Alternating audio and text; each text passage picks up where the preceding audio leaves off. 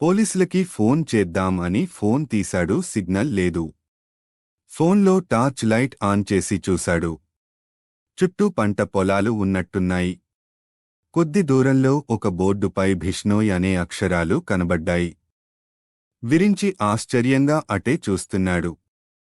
ఏడుపులు, హాహాకారాలు తప్ప ఏమీ వినిపించడం లేదు. అంతా గందరగోళంగా ఉంది.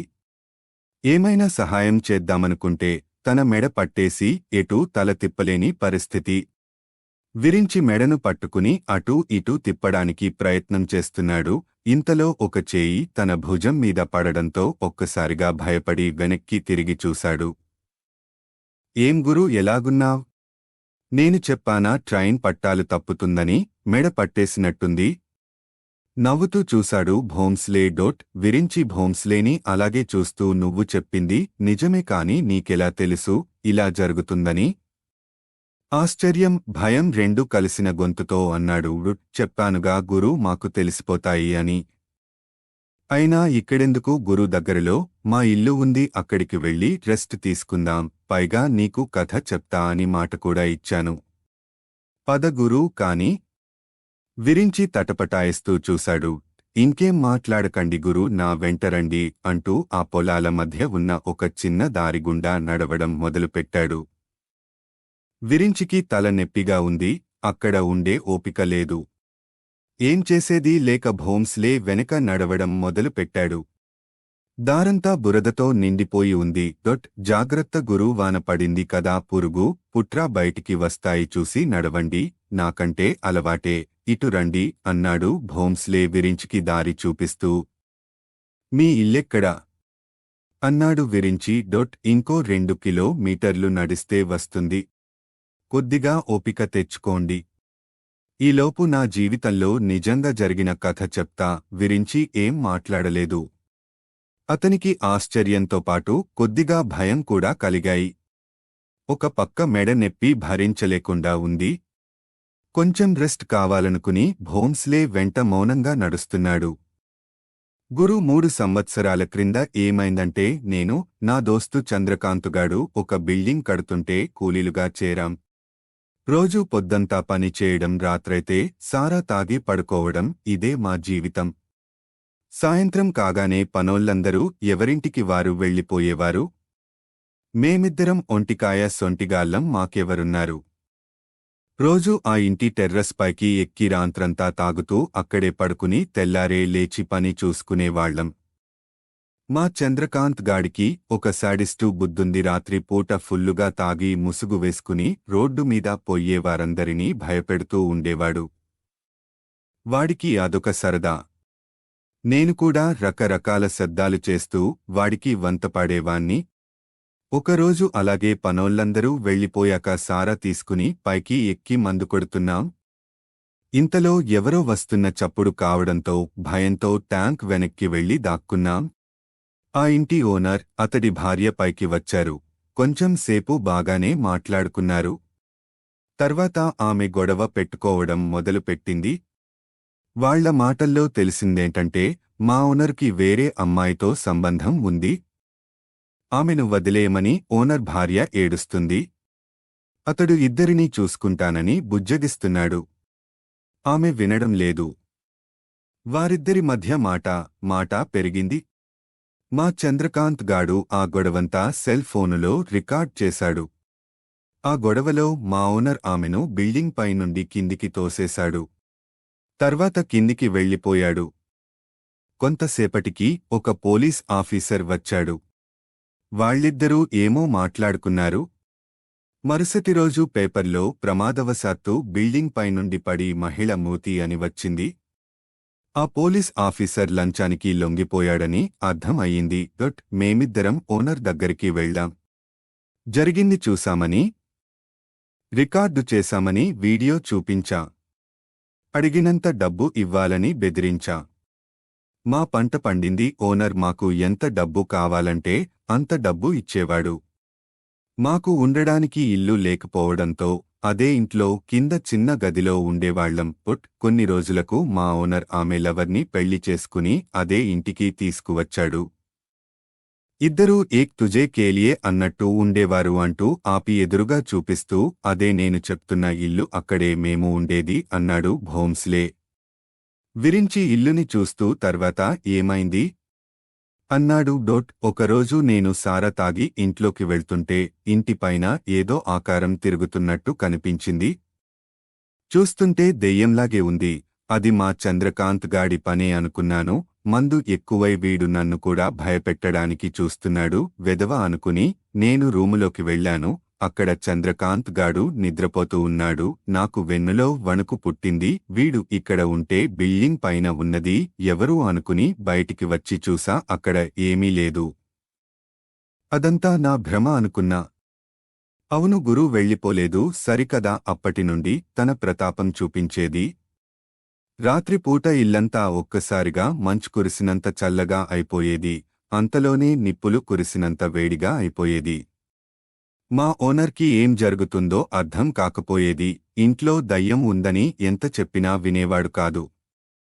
దీంతో మాకు చిరాకు వేసి ఇంట్లో నుండి వెళ్ళిపోవాలని నిర్ణయించుకున్నాం.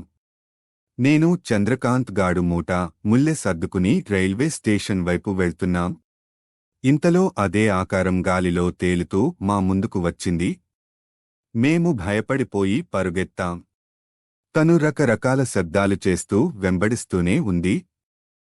ఆ శబ్దాలు అచ్చం నేను చేసినట్టే ఉన్నాయి. రైలు పట్టాలమీద పరిగెత్తుతున్న మా కాళ్ళు పట్టాల్లో ఇరుక్కున్నాయి.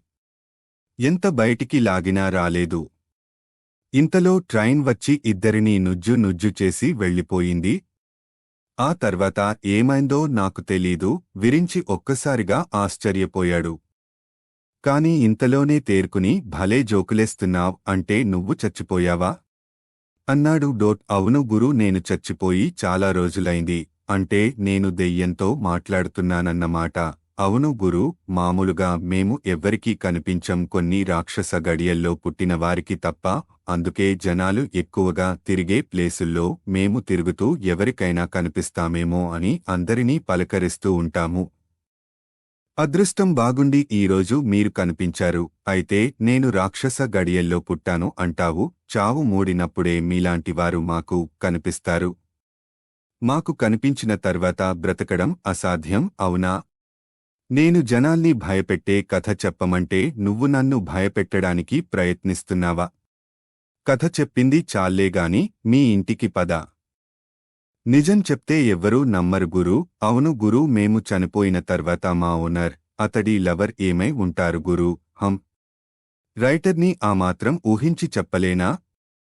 కాని ఈ స్టోరీకి ఇది మాత్రం సరిపోదు, ఇంకా చాలా కలపాలి. స్టోరీ కాదు, నిజం అని చెప్తే నమ్మరేంటి గురూ? నేను నిజంగా నిజమే చెప్తున్నా. ఒట్టు. మళ్ళీ తలమీద చెయ్యి వేసుకున్నాడు భోంస్లే. సర్లే నమ్ముతాలే. ఇంతకీ ఇంట్లో ఎవరెవరు ఉంటారు? నవ్వుతూ అన్నాడు విరించి. నువ్వింకా నమ్మినట్టు లేదు గురూ.